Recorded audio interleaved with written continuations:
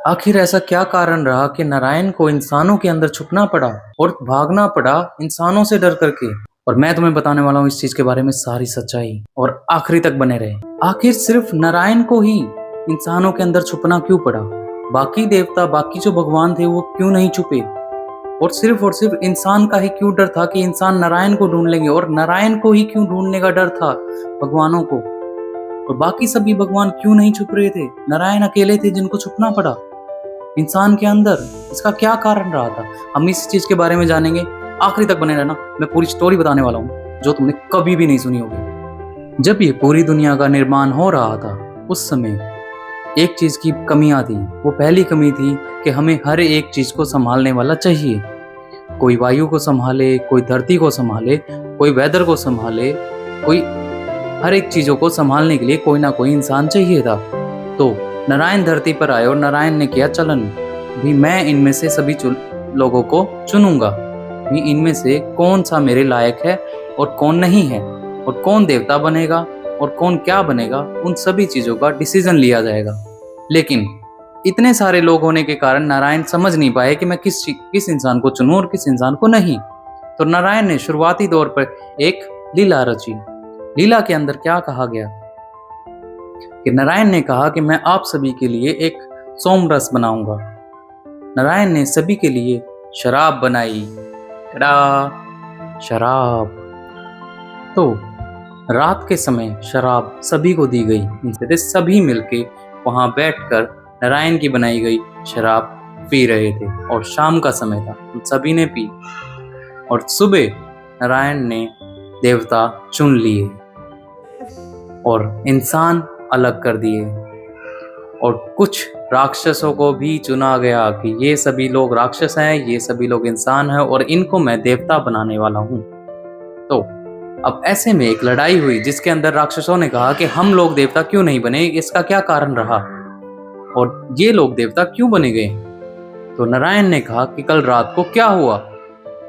कल रात को हुआ क्या था शराब पीने के बाद में? तो जितने भी राक्षस थे उन सभी ने एक ही बात कही कि हमें याद नहीं कि कल रात को हुआ क्या है।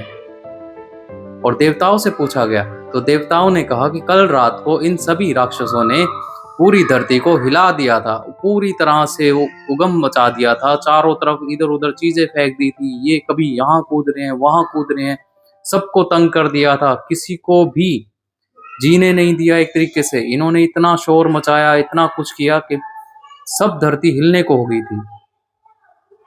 और राक्षसों ने जवाब दिया कि हमें तो कुछ याद ही नहीं कि कल हुआ क्या, को पूरी रात हुआ क्या, हम तो जैसे थे वैसे हैं, सब कुछ ठीक है। लेकिन देवता सब जानते थे। ऐसे में इंसानों ने आवाज लगाई कि हमें इंसान क्यों छोड़ दिया गया? चलो ठीक है कि इन्हें राक्षस बना दिया गया, ये देवता बना दिए गए, लेकिन हमने क्या किया ऐसा जो हम इंसान हैं? तो नारायण ने कहा कि कल रात को क्या हुआ था।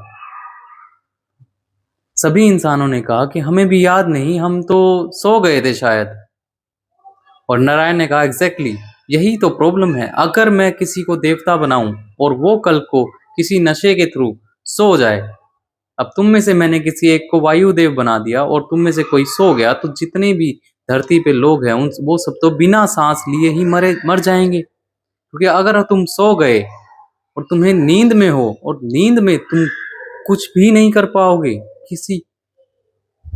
क्योंकि अगर कोई देवता सो जाता है तो वो अपना काम कैसे करेगा?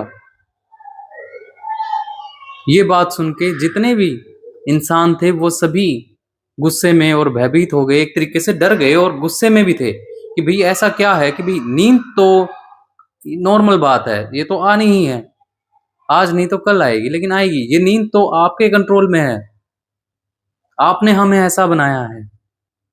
जितने भी इंसान थे सभी ने ये बात कही नारायण को कि आपने हमें ऐसा बनाया है।